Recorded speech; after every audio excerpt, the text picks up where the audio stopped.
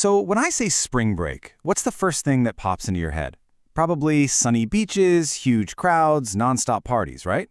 And look, that's definitely one way to do it, but there's a whole spectrum of other options out there. So we're going to break down all the possibilities for a week off that you'll actually remember. We all start with that same dream, right? The expectation is just total freedom, making these epic memories with your friends. But then, boom, reality hits. And suddenly you're staring at questions like, how am I going to pay for this? Is it even safe? Or maybe you're just thinking, I actually want something different. Well, we're going to close that gap between the dream and the details. So here's our game plan. First, we'll dive into that big choice, party versus purpose. Then we'll tackle the myth that you can't go international on a student budget.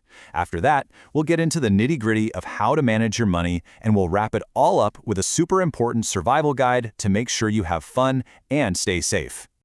All right, let's get right into it. The first, and maybe biggest, decision you have to make is all about the vibe of your trip. Are you looking for that classic wild party? Or are you searching for a little more purpose? Let's break down these two very different trips.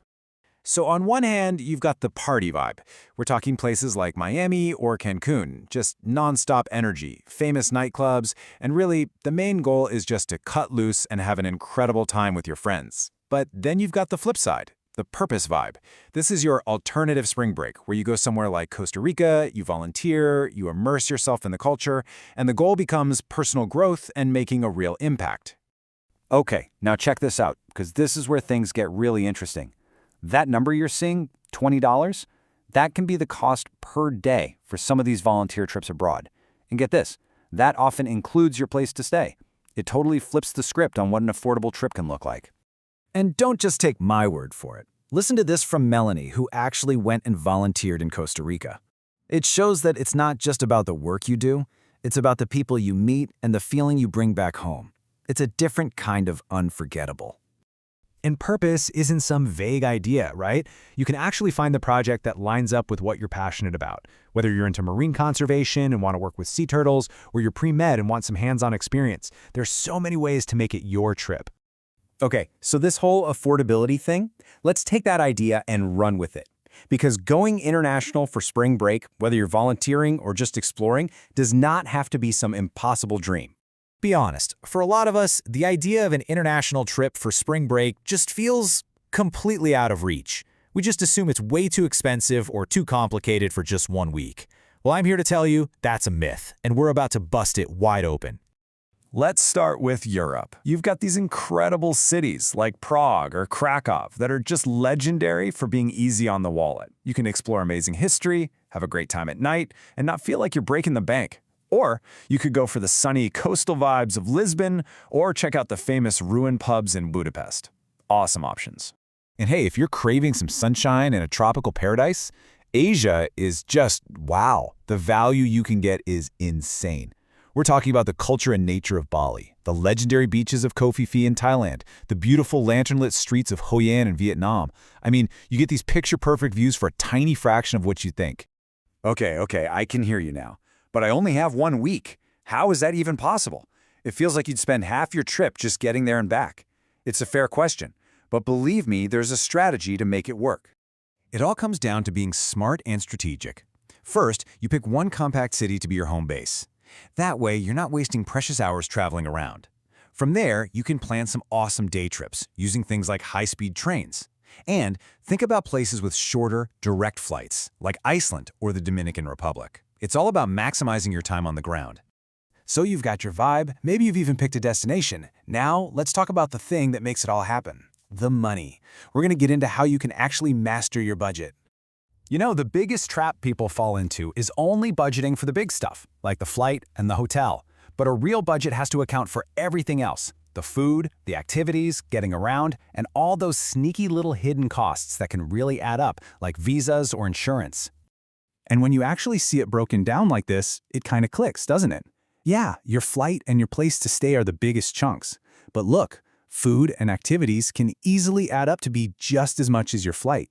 And that little 5% slice for hidden costs, it looks small, but ignoring that stuff is exactly how budgets get completely wrecked. The good news is there are some super simple hacks to make your money stretch. Booking early is a big one. Also, do a little research on free stuff to do.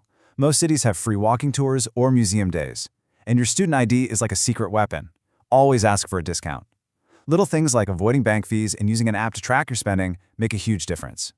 All right, we've covered all the fun parts. Now we're going to shift gears to what is, without a doubt, the most important section of all this, your survival guide.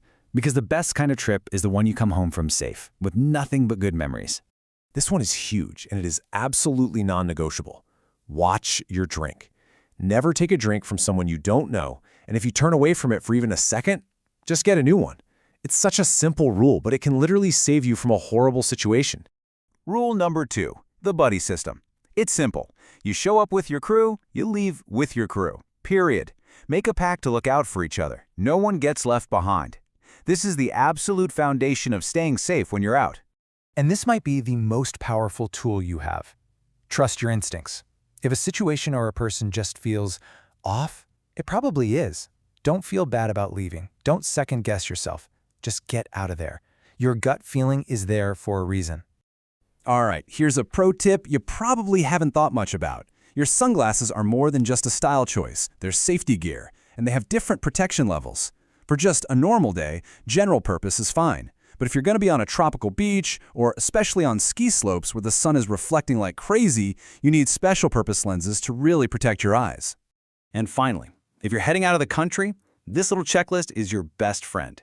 Doing a few simple things before you go, like making copies of your passport and giving your itinerary to your family, can save you so many headaches.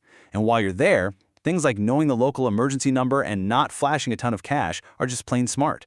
A little bit of prep goes a long, long way. So at the end of the day, whether it's a party in Cancun, a volunteer project in Costa Rica, or a budget-friendly adventure in Prague, the choice is yours. This week is a blank page. The only question left is, what kind of story are you going to write?